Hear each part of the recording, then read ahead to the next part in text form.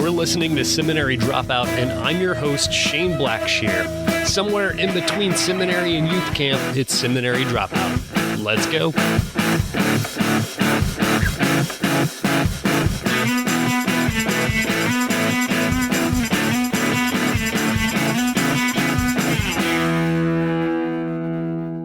Hey everybody, I want to talk to you about our sponsor, Greatest Stories Ever Told Publishing, and one of their books called The Forgotten Gospel, the original message of a conquering king. This book is kind of in the vein of some things that maybe N.T. Wright or Scott McKnight have written about the gospel, and if you know me, you know that I love those two people. It's a fantastic book about the idea of what the gospel really is. And a lot of times we say the gospel is the story that Jesus died on the cross, was raised from the grave, and you should commit your life to Jesus Christ. That's a great story, but we have to understand that if that's the story, then Jesus didn't preach the gospel because that didn't happen yet. But of course, Jesus did preach the gospel, and the gospel is that God is the ruler and he's coming to make the world a new place. And that's a really cool thing. And that's what this book dives into. It's called The Forgotten Gospel, the original message of a conquering king.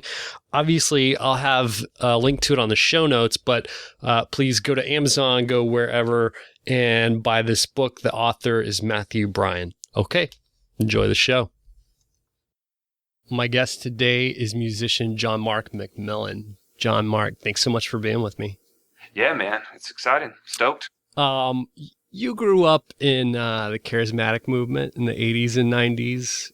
Yep, for sure. In North Carolina. I wonder if you could describe that time for me. I think it's pretty exciting.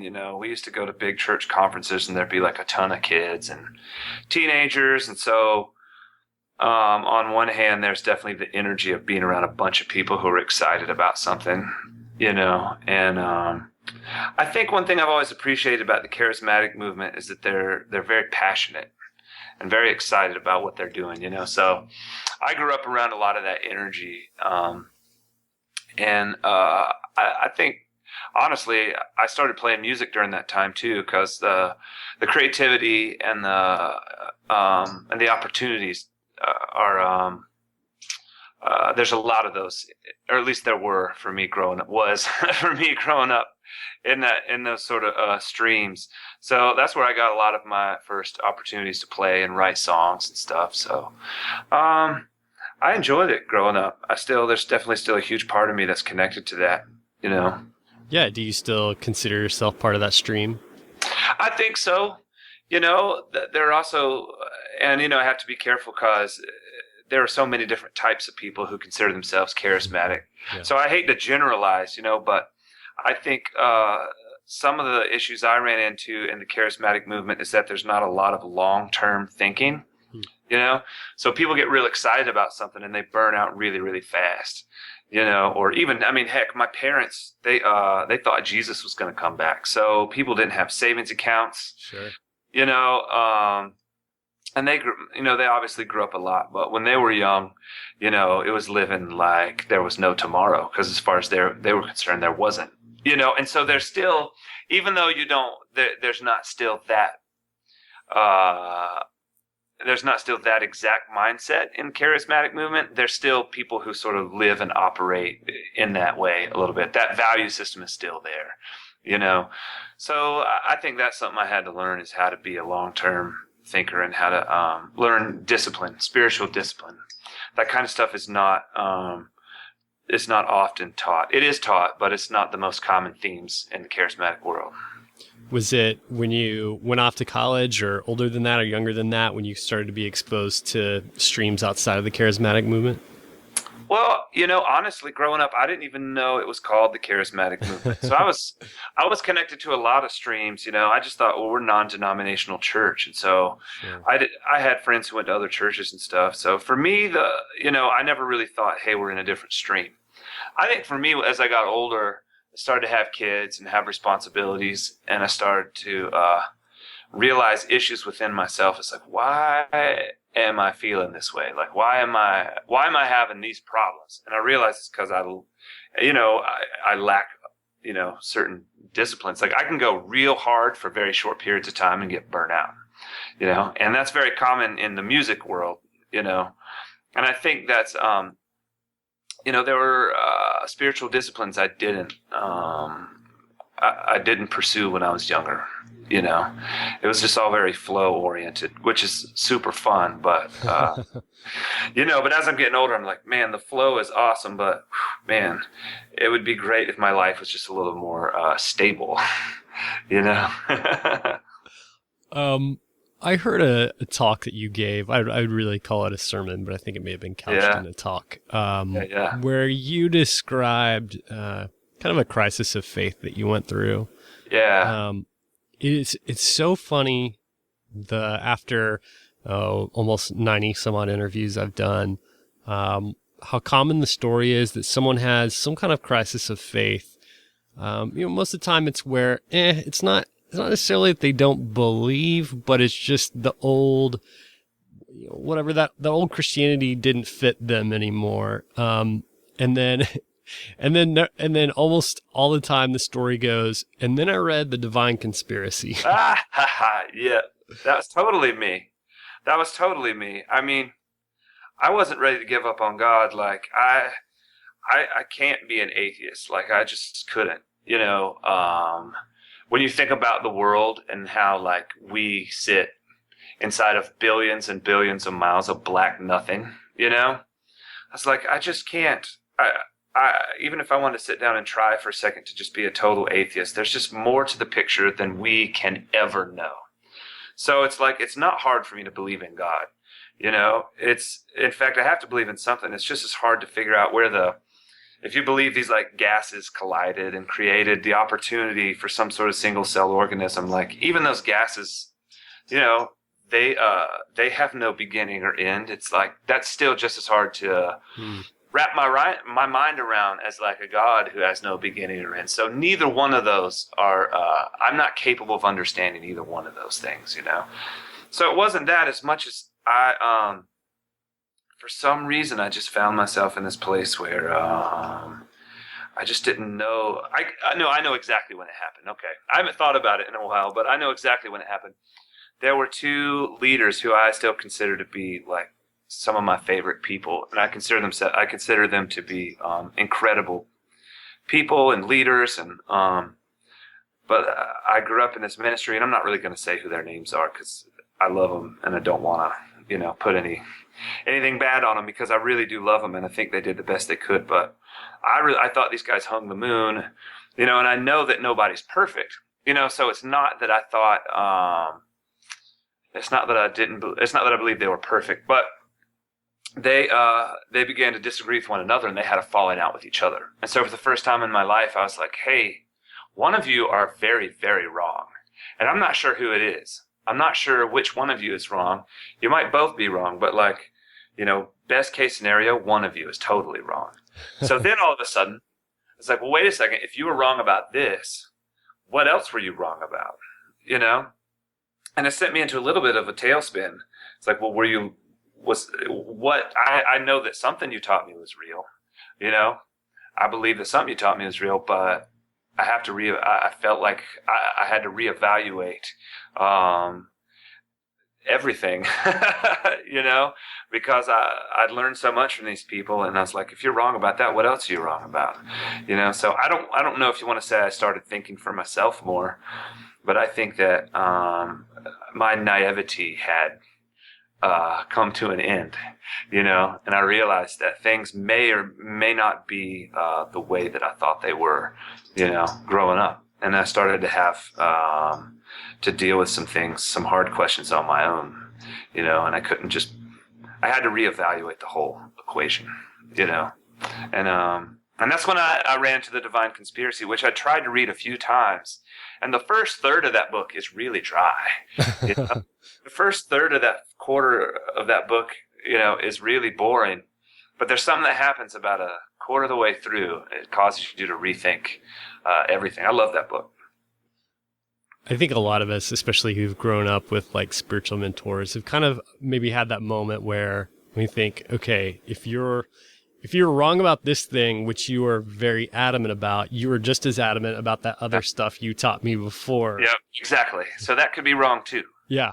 Yeah. I think the other thing is I started to have kids, and I look at my kids and I'm like, I still feel like I'm 18 years old, man. Like I've been 18 my whole life. Like, so I'm looking at my kids and I'm like, I want to do the best by you. It's like, but right now I am guessing as to what the right decision is for you right now. And you're the most important thing in the world to me. And I'm guessing, and I realized, oh man, my parents were just like me. I was like, oh man, everyone's just like me. I'm like, you never really grow up. You just sort of get older, you know? And so I started to realize like how, as much as I'm figuring things out as I go, other people were too. And so and that sort of played into the whole, like, okay, I need to totally think about, these things that I believe, because just because you told me that then doesn't mean that it's right. You might have just been figuring out the way I'm just figuring it out now. Yeah, exactly. I think a lot of us, we think we're going to get to an age where we have this supreme confidence that we see in other people, and we don't have it, and we realize either they're not really that confident or they shouldn't be that confident. Exactly. And they're trying to piece it together just like I am as best as possible. Exactly. Yeah, for sure. I want to play one of your songs. Sure. This is Death in His Grave off the album The Medicine. I'm playing this one because it's one of my favorites of yours, and about going on 5 years now when my wife and I moved to Austin and everything was new and we were kind of struggling, trying to get jobs and things like that. And we visited a church and they played this song. It was the first time I'd ever heard it. And so when I like a song, when it becomes my favorite song, I listen to nothing but that song for about 3 months. Yeah. And then never again. But that's not true for this song. I still listen to it. But yeah, I want to play this song. Cool.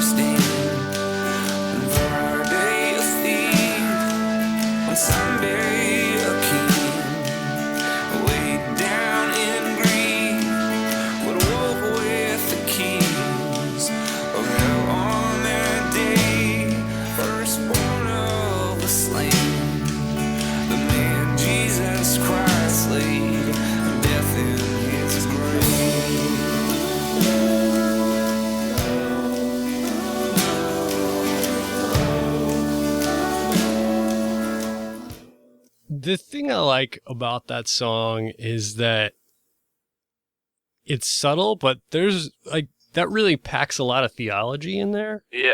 Yeah.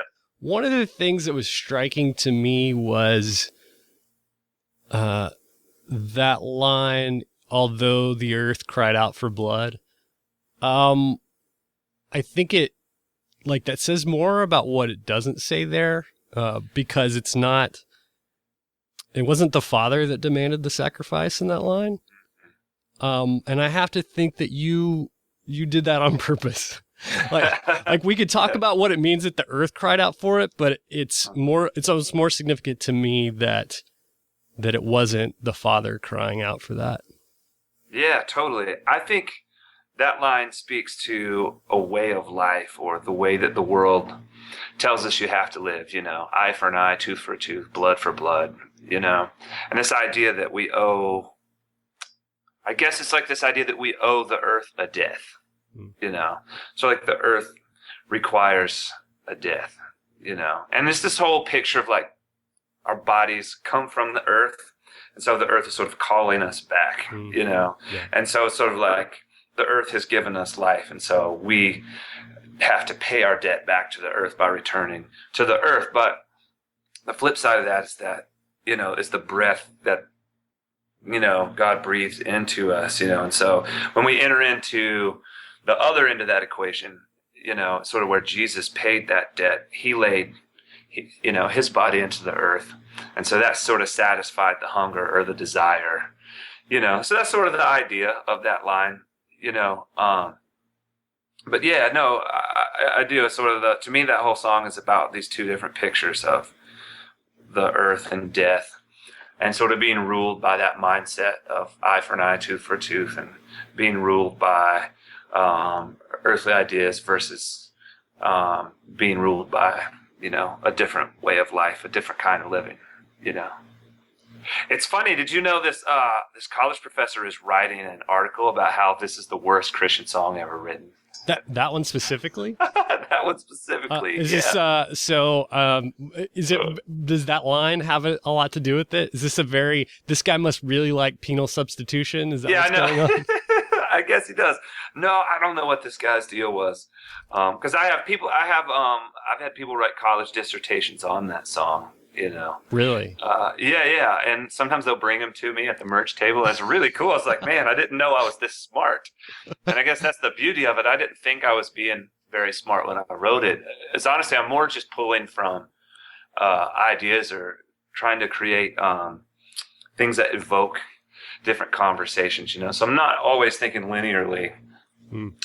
Just line for line, just sort of think, what does this evoke? What does this maybe say? What's the story behind this, And so this guy was just like railing the song on the internet on Easter Sunday.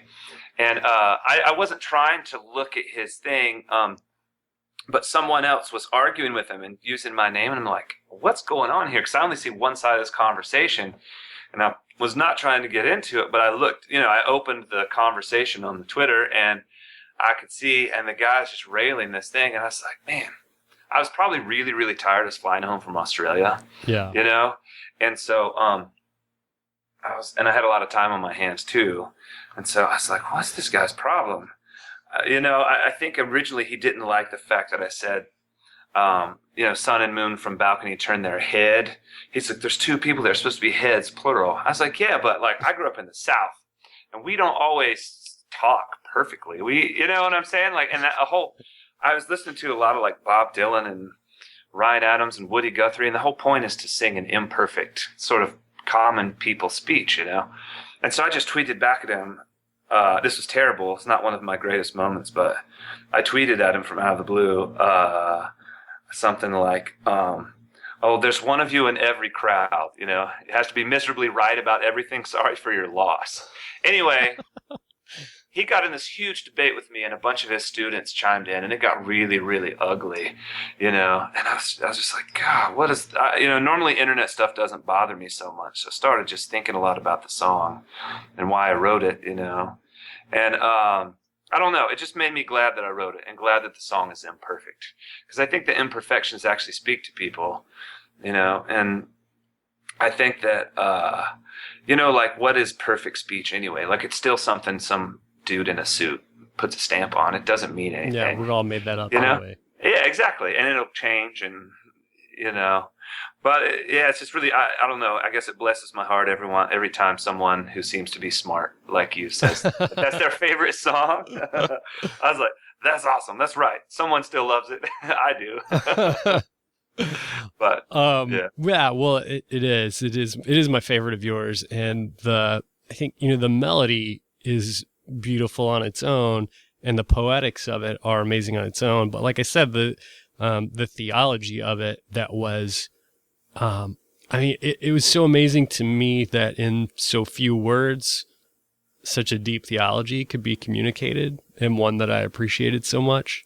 Wow. And so I think that's what struck me about it.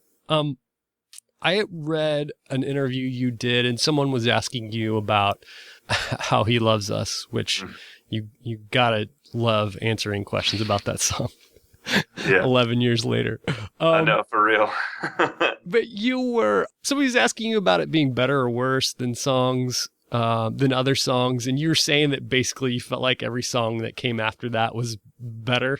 And you're saying, it's not that I think it's a bad song, but you're saying it's an 11-year-old song. And it's about, the song is also about where you were 11 years ago. Yeah. And I'm curious if a lot of the songs you write are especially attached to time in your life. Yeah, I think they totally are. I think most of them are, you know. So in a lot of ways, the song is sort of a window into a moment or a certain time, you know. So yeah, and it is a little weird when the time is sort of, you know, had its run. You know what I mean? Like you get a little tired of reliving 11, 12 years ago. And I think the idea of success is really funny. Like what makes one song better than another? It's sort of one had a lot of commercial success, but well, it's such a subjective question. Exactly. It is, totally. And even at Integrity, when I was at Integrity, they're like, oh, it's okay. You're going to write another How He Loves. And I was like, guys, I'm really not trying. Like, you don't understand. It's not like I'm trying to do that and failing. Like, I literally don't want to do that again.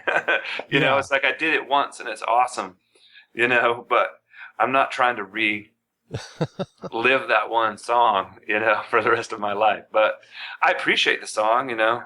I think especially when I wrote it, it was pretty special, you know. And it is hard now when I hear it. I'm like, parts of this are dated.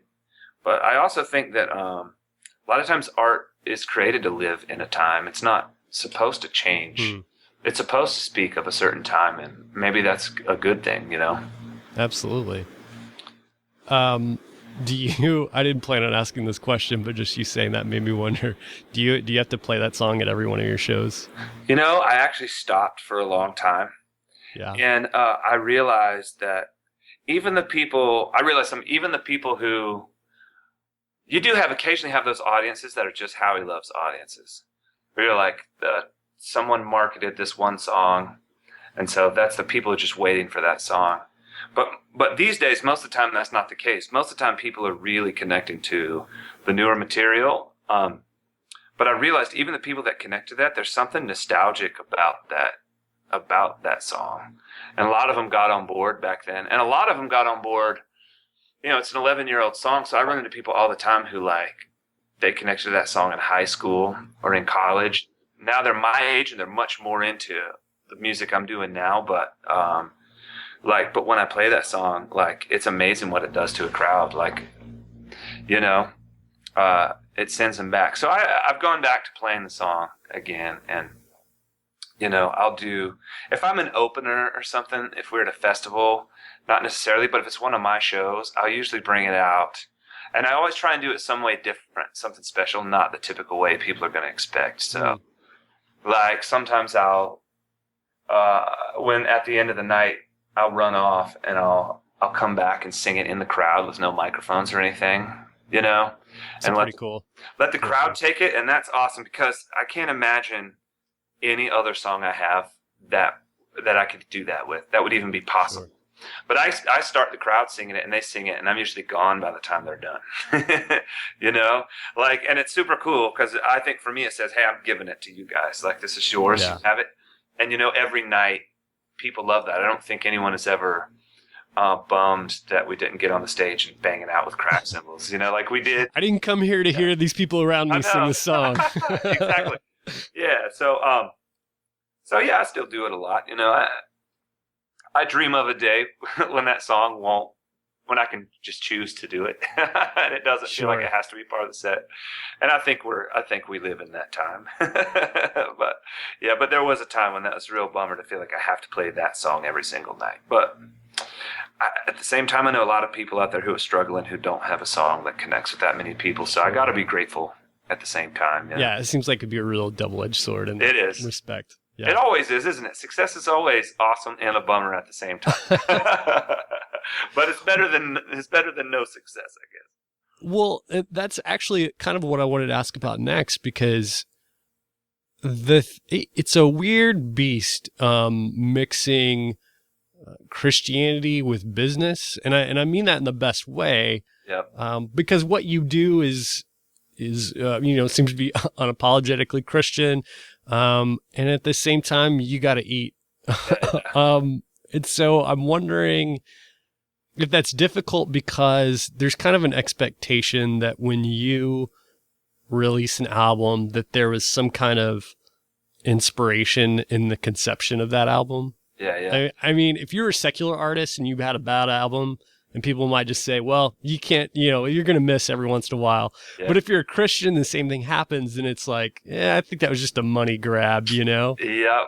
No. Do you ever feel that kind of tension? Oh yeah, all the time. I mean, every single day, I think.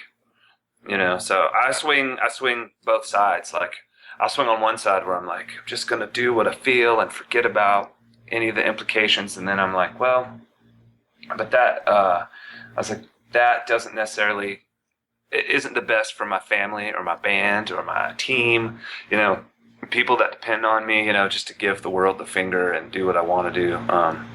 But then on the other hand, swing the other side, like, where it's all about business. And I'm like, 'cause people, I think most of my team, if I swung too far to one side, they get really bored with me. I would too, if we were just doing it for the money, if it was just a job. And what I've actually found is when it becomes just a job, people lose interest in what I'm doing, because I think they can sense, they sense the passion in what I'm doing, and when it's not there, everyone sort of loses interest, So there's a huge balance. But I think what I've learned is I gotta pursue what I'm interested in, what I'm stoked about. Because if I'm not stoked about it, nobody else is going to be, But it's tough. It's super tough. Every day. I think that the difficult thing is going out and doing shows. And I wish I could go to these churches and go play at these clubs. And I wish it didn't cost anything. I wish I could bring in the big lighting rig. I wish I could charge $5 for tickets, and I wish that it didn't cost anyone anything, but it's so expensive to tour, and it's so hard. So that's where it bums me out the most, is when there's shows I really want to do. Like, well, and we do it every once in a while. Well, let's go do this show. Like, it's going to cost me $3,000, but let's do it. Well, that's so... It's so fascinating how people choose to view that. I don't know much about this, but I think Michael Gungor and his wife were like putting on some kind of conference, and people were really angry at them about the price of the conference. Mm-hmm. And it's so weird, because like those same people would be, they're the people who rail about, raising the minimum wage and these social justice issues as well. They should. And then turn around and expect people to do things for free or out of their pocket for some reason. And there's no other field like that, but within the Christian realm, where we expect, so I could have more money in my pocket. You should do things for free and live in poverty for me. Yeah. It's such a weird phenomenon. It is weird. And I think the short term thinking, like, is anything for free that good? You know what I mean? Like, anything you get for free, do you appreciate? Like, that's right. That's what bums me out the most about music. The most. It's not the fact that it's harder to make a living. Like, we're doing pretty good. I'm grateful for where I am, so I'm not complaining, but about the money side of where music and technology are. But I think what bums me out the most is that I don't think people listen to music the way they used to. I remember, like, when I was a teenager, a new band released a record. It's going to be $18. If I wanted to hear one song off that record, I was going to have to spend $18. And so I would save up my money. I'd go to the store and I'd look around, and there's like 5 records I want. It's like, which one am I going to get? And I'd end up getting 2 and splurging, $40. Right. $40 for 2 records. And people don't want to, spend, $9. They don't want to spend whatever. You can flip on Spotify and get it all for free now, basically. I know. Totally. And so, but the thing was, when I bought that record, I took it home and I listened to every single track. Because when you spend that kind of money and you're in high school, there's no way you're not going to take care of it. I used to put my CDs away to make sure they didn't get messed up. In the car, I had the little CD case. And so I think there is something about the fact that it's free. It's looked at as water. And sometimes when things are free, you don't appreciate them, Yep. So I just don't understand people who want everything for free and think it's not spiritual, not from the Lord if it's not for free. Right. Like I remember seeing some people get angry about the price of a worship concert. It's like, they're like, hey, worship should be free. And it wasn't my concert, but I felt a little angry. I was just asking for $30, $40.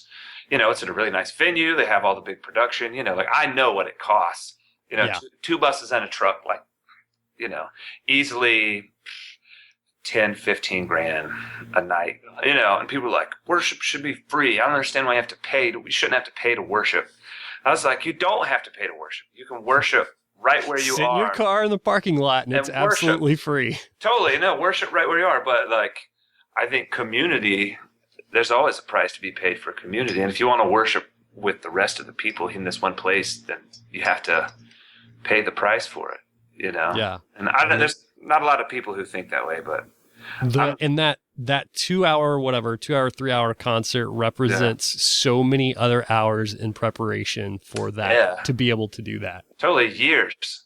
I mean, yeah. I spend years writing the albums, so it's sort of like, but I want to play one more song, and this is off Sure. the new album that you and your wife Sarah have released. Yeah.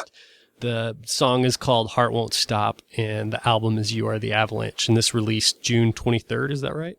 Yep. So just not that long ago, last month. Yep. All right, this is Heart Won't Stop.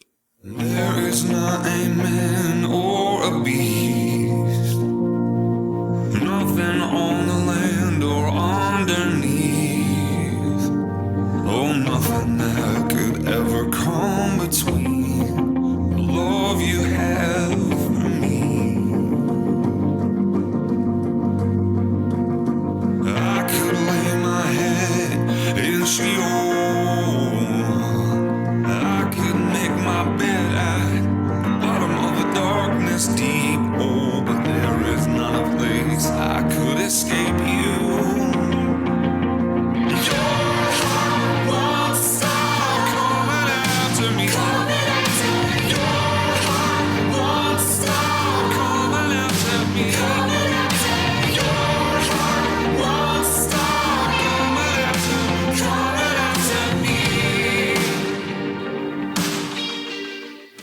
There's a lot of direct quotes of scripture in that song. Yep. Which I don't remember in your previous albums. Was there any kind of shift there, or like, how purposeful was that decision? I think I was just reading that one day, and I was like, this is beautiful. I was like, this is poetry. I was like, this should be a song. I was like, well, let's do it. And I think that it just flowed so well. I was listening to a bunch of oldies music, old like R&B and like music from the 50s and 60s, and it's like, this could be one of those songs, And so I really didn't try too hard. It's one of those times when the words just sort of seem to fit together, And I was like, man, this is awesome. And it's funny how the first half of each verse is from Paul, which is from Romans, and the second half is King David from Psalms 139.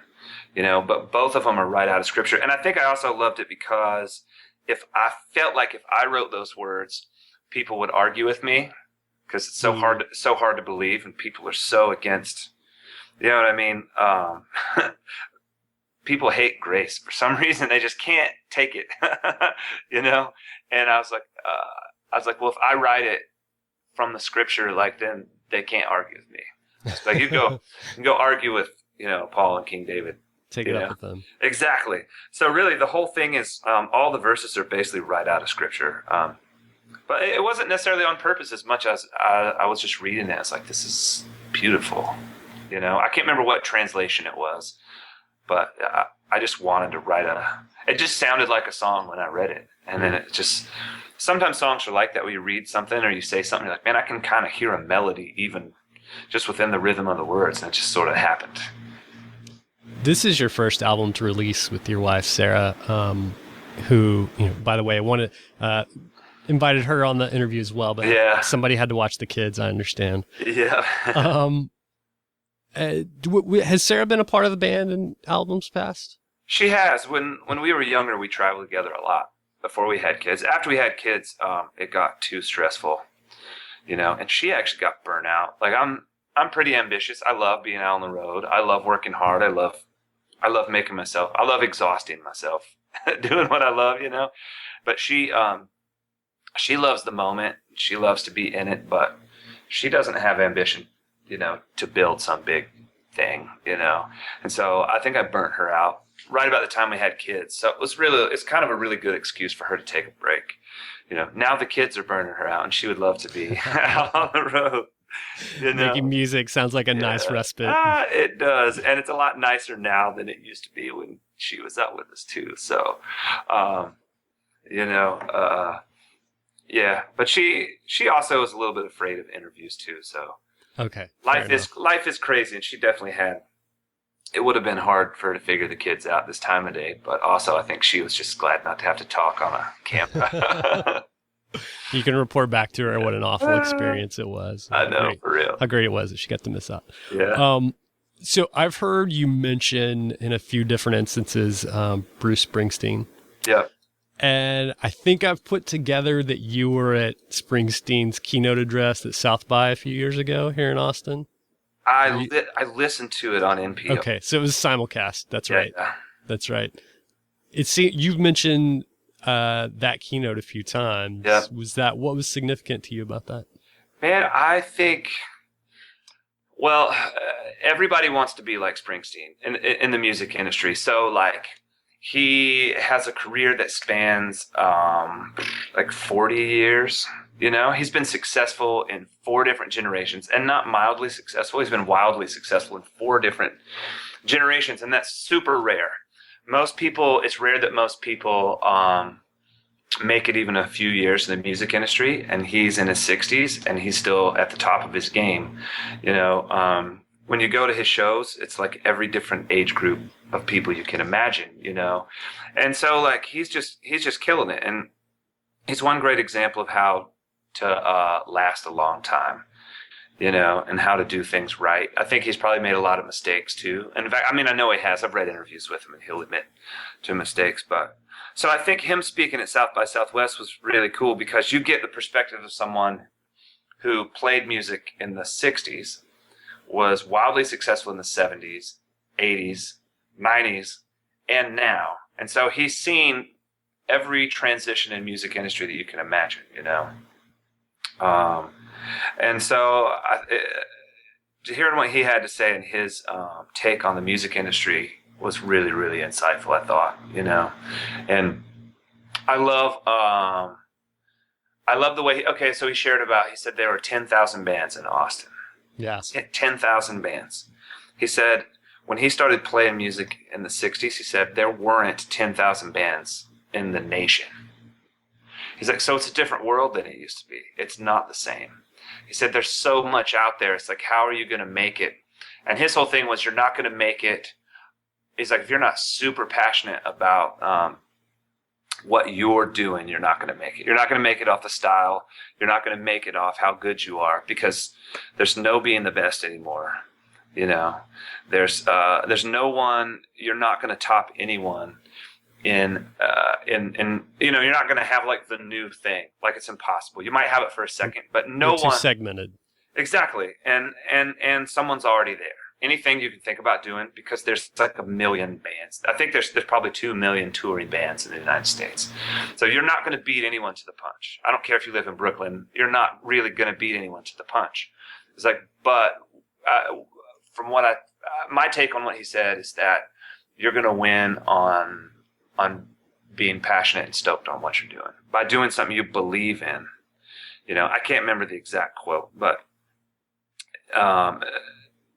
yeah. Anyways, that's what I took from that, and that made me stoked because I believe that, and I believe it more now that he said it. Is making music and being relevant until you're 60 or older, is that something you aspire to? Yeah, totally.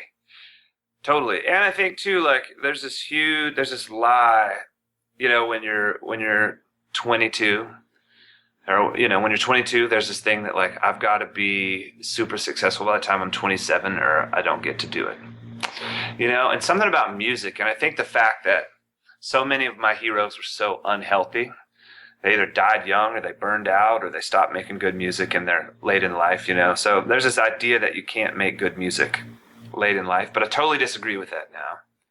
I actually think you can do it, and even if I have to take a 10-year break, like when my kids are teenagers, I plan on taking a 10-year break, see them through high school, But as soon as that last one goes to college, I'm on a tour bus that day, you know. And I've wanted to do. I wish I could do 200 dates a year because I'd love it. You know, and right now that's impossible, or not impossible. It would just end in a divorce probably. Sure. Yeah. You know, I can't do 200 days a year. I would love to, but as soon as that last kid, as soon as baby girl goes off to college, doing 200 dates a year. You know, because I think you can. I think you can make music too late in life, and I want to believe my best songs will be written later in life. My favorite Johnny Cash songs, my favorite work of Johnny Cash is definitely in his 60s and 70s. Springsteen, I think. If I'm being totally honest, like I don't love every song he writes, but some of the stuff he's writing is, in my opinion, his best. Some of the stuff he's doing right now is definitely his best, So that's inspiring. I don't have to burn out, Well, John Mark, it's been so good talking with you. I've had such a great time. Thanks for spending time with us. Yeah, well, thanks, man. It's been a good time. It's been good questions. I always like answering good questions.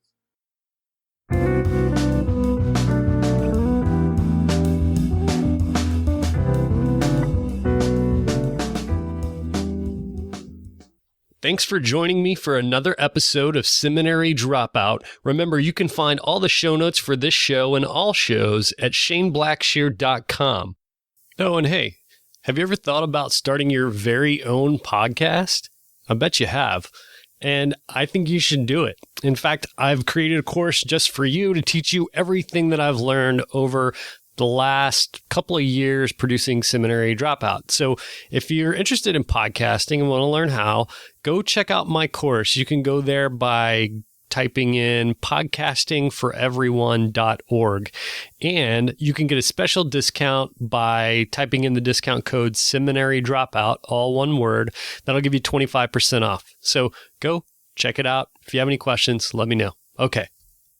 Thanks to those that left ratings and reviews on iTunes this week. Remember, that keeps the show front and center.